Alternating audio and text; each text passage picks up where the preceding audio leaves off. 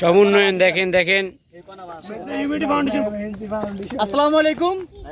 আজকে মেঘনা হিউম্যানিটি ফাউন্ডেশনের সম্মানিত উপদেষ্টা আমাদের প্রিয় বাবুল ভাইয়ের উদ্যোগে আজকে আমাদের উপজেলা সংলগ্ন যে রোড আছে 1 নং ওয়ার্ডে আমাদের ফাউন্ডেশন অভিমুখে, তো এই রাস্তা দিয়ে কিন্তু প্রতিনিয়ত মাদ্রাসার ছাত্র, স্কুলের ছাত্র এবং কলেজের ছাত্ররা এখান দিয়ে যাতায়াত করে।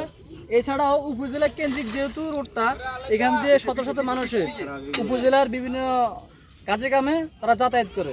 এছাড়াও এই রোড দিয়ে ফলকন, সাহেবরাট এবং অন্য এলাকায় এখান দিয়ে যাতায়াত করে। তো এক কথায় বলতে গেলে এই রোডটা হচ্ছে মানে সবসময় ব্যস্ততম একটা সড়ক। কিছুদিন বৃষ্টি হওয়ার কারণে এবং বিগত দিনে বড় বড় গাড়ি ঢুকার কারণে রাস্তার অবস্থা এত পরিমাণ খারাপ হয়েছে যে এখান দিয়ে মানুষ ঠিক মতন হাইটে যাওয়ার মতো অবস্থা নাই। তো আজকে বাবুল ভাই 2 গাড়ি রাবিশ কংক্রিট দিছে। তো আজকে মেঘনা হিউম্যানিটি ফাউন্ডেশনের সকলেই এখানে রাস্তা মেরামত করতেছে, সংস্কার করতেছে।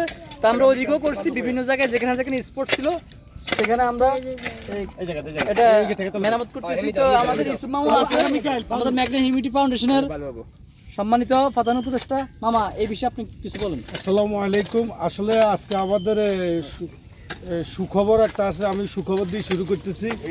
মেঘনা হিউম্যানিটি ফাউন্ডেশন প্রথম ম্যাচে মেঘনা হিউম্যানিটি ফাউন্ডেশন 1 গোলে জয়লাভ করছে। তো এটা বলার অর্থ হলো যে আমরা প্রথমে কিন্তু জয় দিয়ে শুরু করছি। আসলে যে কাজটা আমাদের মেঘনা হিউম্যানিটি, আমাদের সভাপতি, আমাদের ফাউন্ডেশনের সদস্যরা যেটা করতেছে, এটা আমাদের মেঘনা হিউম্যানিটি ফাউন্ডেশনের উপদেষ্টা সম্মানিত বাবুল ভাই আমাদেরকে এই 2 গাড়ি রাফিস দিছে এর জনস্বার্থে। দেখেন বাবুল ভাইয়ের অবদান এইটা হচ্ছে। আর মেঘনা হিউম্যানিটির এই ফাউন্ডেশনের উপলক্ষে উনি উপদেষ্টা আমাদের, তাই এই সকল মিলে কাজ করতেছে। আমরা যেভাবে মানব সেবা করতেছি, ইনশাআল্লাহ আপনারা সবাই দেখেন এভাবে আপনারাও মানব সেবা করুন আর সবাই এগিয়ে আসবেন।